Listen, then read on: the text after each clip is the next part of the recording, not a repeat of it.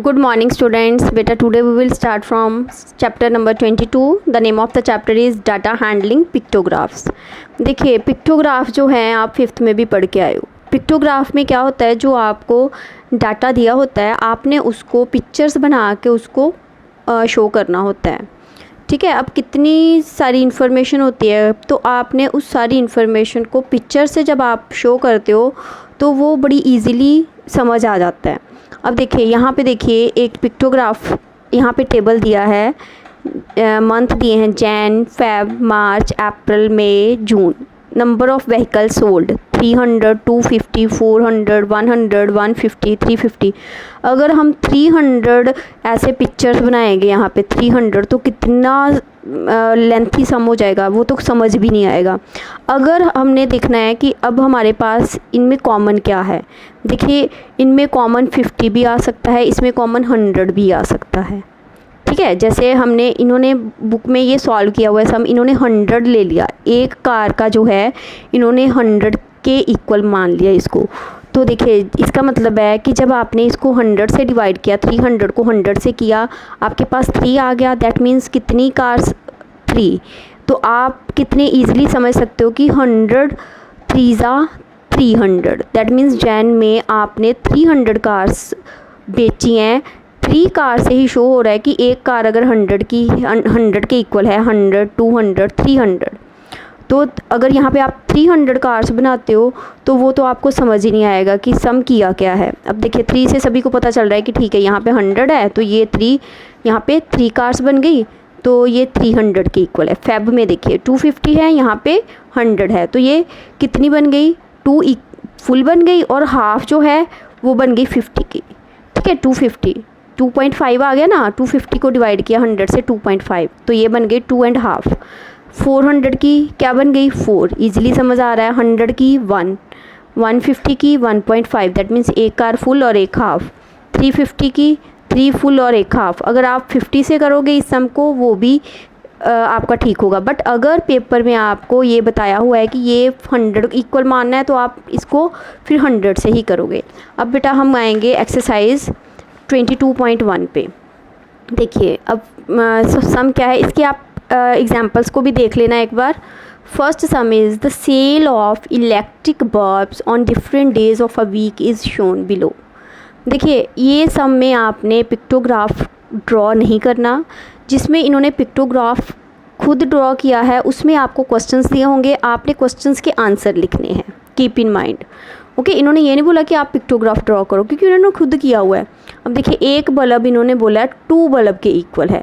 अब देखिए मंडे को कहते हैं कितने बल्ब्स की बेचे गए, सेल होता है ना बेचना, 1 2 3 4 5 6। आप 6 के साथ इसको मल्टीप्लाई कर दोगे, 6 2 ज़ा 12। इसके आगे 12 लिखोगे, 6 नहीं लिखोगे। 6 लिखोगे तो वो गलत हो जाएगा क्योंकि एक बल्ब 2 के इक्वल है तो 6 बल्ब किसके इक्वल हुए? 12 के। देखिए ट्यूसडे को 8 बल्ब सेल हो रहे हैं, इसका मतलब है 8 नहीं हो रहे, एक्चुअली 16 हो रहे हैं। 8 2 ज़ा 16, ईजी। वेंसडे को 4 नहीं हो रहे, 8 हो रहे हैं। ठीक है, आप यहाँ पे 8 सीधा भी लिख सकते हो, 4 2 ज़ा 8 करने की ज़रूरत नहीं है, आप सीधा भी 8 लिख सकते हो। थर्सडे को देखिए बेटा 5 हो रहे हैं, that means 10।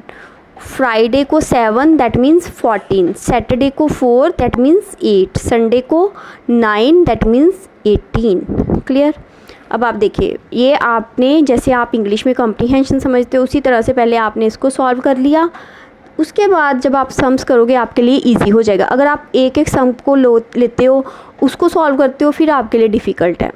Observe the pictograph and answer the following question. देखिए इन्होंने बोला है कि पिक्टोग्राफ को ऑब्जर्व करो और क्वेश्चंस के आंसर दो। इन्होंने कहीं पे नहीं लिखा कि आप जो है पिक्टोग्राफ ड्रॉ करो क्योंकि पिक्टोग्राफ इन्होंने खुद ड्रॉ किया है। How many bulbs were sold on Friday, कहते फ्राइडे को कितने बल्ब्स बेचे गए। ठीक है, अब फ्राइडे ये है, सीधा 14 आंसर लिख दो, easy. On which day maximum number of bulbs were sold. Maximum होता है सबसे ज़्यादा बल्ब कब बेचे गए। देखिए सबसे ज़्यादा 18 है, दैट मीन्स संडे। ठीक है, ऑन विच डे बोला ना तो डे बताना है। अगर इन्होंने बोला होता हाउ मैनी बल्ब्स तो फिर आपने 18 लिखना था। Next third, if one bulb was sold at the rate of ₹10, कहते अगर एक बल्ब 10 रुपीज़ का है, ठीक है, what was the total earning on Sunday, तो संडे को आपके पास कितने पैसे आ रहे हैं। अगर आप 18 बल्ब्स बेच रहे हो तो सीधी बात है 18 10 100 रुपीज़ आपके पास अर्निंग हो रही है। अर्निंग क्या होती है, कमाई, ठीक है। Can you find out the total earning of the week, कहते आप पूरे वीक मंडे से लेके संडे तक कहते सारी अर्निंग बता सकते हो। आपने क्या करना है, 12 16 8 10 14 8 और 18 इन सबको रफ में प्लस करना है, ठीक है। जितने टोटल बेचे गए बल्ब्स आपके पास आ जाएंगे 86 बल्ब। कितने आ जाएंगे, 86 को जब आप 10 से मल्टीप्लाई करोगे दैट मीन्स 860 रुपीज़ आपके पास आ रहे हैं। बेटा ये सारे सम्स आप बुक के ऊपर ही करना, ठीक है। जिनके पास बुक्स नहीं है वो नोटबुक्स पे कर सकते हो, बाकी आप ये एक्सरसाइज जो है ये वाली एक्सरसाइज आपने बुक के ऊपर ही करनी है। If one big carton can hold 9 bulbs, how many cartons were needed in the given week, more than 7, more than 8 और मोर देन 9। अब ये क्या क्वेश्चन है, देखिए कहते अगर एक कार्टून क्या होता है, जिसमें बल्ब रखे गए हैं। कार्टून समझते हो ना, जो वुडन का होता है, तो उसमें बल्ब रखे गए हैं। कहते एक कार्टून में 9 बल्ब से ज़्यादा नहीं आते। अगर एक में 9 बल्ब आते हैं, टोटल हमारे पास कितने थे बल्ब, 86। देखिए 86 बल्ब हैं, 9 कार्टून में रखने हैं। इसका मतलब है जब आपने 86 को 9 से डिवाइड किया दैट मीन्स आपने कितने आपके कार्टून लग गए, 9। जब आप 9 रखते हो, हर कार्टून में 9 बल्ब रखते हो, ऐसे काउंट तो हम ऐसे ही करेंगे ना डिवाइड करके। इसका मतलब 81 बल्ब आपके पूरे 9 कार्टून में आ गए। अभी भी आपके पास कितने बच गए, 5। इन्होंने बोला है कि आपको 7 से ज़्यादा चाहिए, 8 से ज़्यादा चाहिए या 9 से ज़्यादा कार्टून चाहिए। तो हमारा आंसर क्या आएगा, 9 तो चाहिए ही, 9 से ज़्यादा, क्योंकि अभी भी 5 बल्ब जो हैं वो बाहर पड़े हैं। तो मोर देन 9 आपका आंसर आ जाएगा, मोर देन 9, ठीक है। बेटा second question, A survey was carried out in a certain school to find about different modes of transport used by students to travel to school each day. 30 students of class 6 were interviewed and the data obtained was displayed in the form of a pictograph.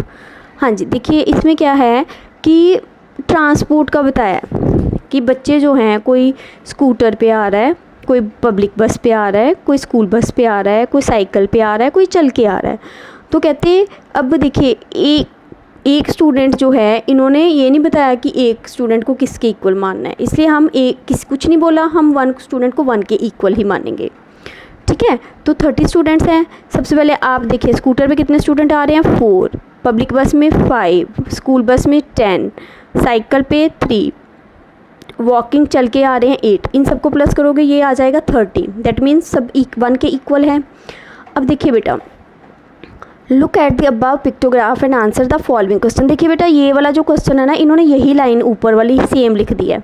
तो class में मैं students को जब भी करवाती थी, मैं खुद से एक क्वेश्चन बना देती थी, क्योंकि आंसर पीछे के अकॉर्डिंग है। आप यहाँ पे खुद लिख लो पेंसिल के साथ, how many students are using scooter as a mode of travel. कितने स्टूडेंट्स जो हैं स्कूटर पे आ रहे हैं, देखिए कितने हैं, 4। आप यहाँ पे आंसर साथ में लिख दो 4, इसको कट कर दो, क्रॉस कर दो और इसकी जगह ये वाला क्वेश्चन लिख लो, ठीक है बेटा। Second, how many students are using cycle और walking as a mode of travel. कहते कितने स्टूडेंट्स साइकिल और वॉकिंग चल के आ रहे हैं। देखिए साइकिल वाले कितने हैं बेटा, साइकिल के हैं 3 और वॉकिंग के हैं 8। 3 और 8 कितने हो गए, 3 + 8 11। ईजी।